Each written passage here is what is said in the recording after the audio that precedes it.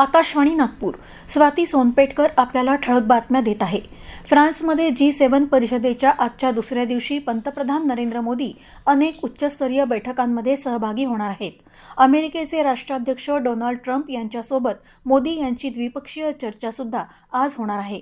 नागपूर महानगरपालिकेतर्फे पर्यावरण संवर्धन पंधरवड्यानिमित्त शहरातील विविध वारसा स्थळांवर विशेष स्वच्छता अभियान राबवण्यात आलं. गांधी गेट, रुक्मिणी मंदिर, राम मंदिर, चंदननगर, गोवारी शहीद स्मारक, झिरो माईल चौक आणि स्वामीनारायण मंदिर परिसराची साफसफाई करण्यात आली. घनकचरा व्यवस्थापन विभागाचे कर्मचारी तसंच विविध स्वयंसेवी संस्थांच्या स्वयंसेवकांनी या अभियानात सहभाग घेतला. यासोबतच पर्यावरण जनजागृती कार्यक्रमही आयोजित करण्यात आले. 5 ते 21 जून दरम्यान हे विशेष स्वच्छता अभियान शहरभर राबवण्यात येत आहे. नागपूर रेल्वे स्थानकावर समता एक्सप्रेसच्या B2 डब्यात आढळलेल्या बेवारस बॅगेतून रेल्वे सुरक्षा दलानं 3.10 किलोग्रॅम संशयित अंमली पदार्थ जप्त केले. जप्त पदार्थाची अंदाजित किंमत सुमारे 62,000 रुपये असून श्वान पथकाच्या मदतीनं ही कारवाई करण्यात आली.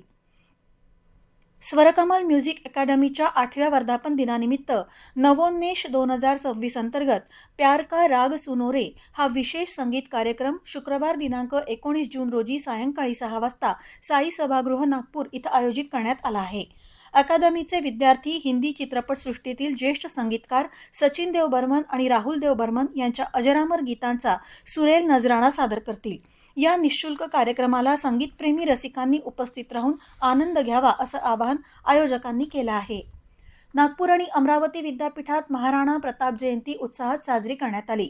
राष्ट्रसंत तुकडोजी महाराज नागपूर विद्यापीठात प्रभारी उपकुलसचिव गणेश कुमकुमवार यांच्या हस्ते प्रतिमा पूजन करण्यात आलं, तर संत गाडगेबाबा अमरावती विद्यापीठात कुलगुरू डॉक्टर मिलिंद बारहाते यांनी पुष्पार्पण करून अभिवादन केलं. या दोन्ही ठिकाणी तसंच महावितरण कार्यालयात अभिवादन कार्यक्रमाला अधिकारी आणि कर्मचारी मोठ्या संख्येनं उपस्थित होते. महात्मा गांधी आंतरराष्ट्रीय हिंदी विश्वविद्यालयात जागतिक रक्तदाता दिनानिमित्त काल धन्वंतरी रुग्णालयात रक्तदान शिबिराचं आयोजन करण्यात आलं. विद्यार्थी कल्याण अधिष्ठाता प्राध्यापक अवधेश कुमार यांनी शिबिराचं उद्घाटन केलं. कुलसचिव कादर नवाज खान यांनी सर्वांना रक्तदानाची शपथ दिली.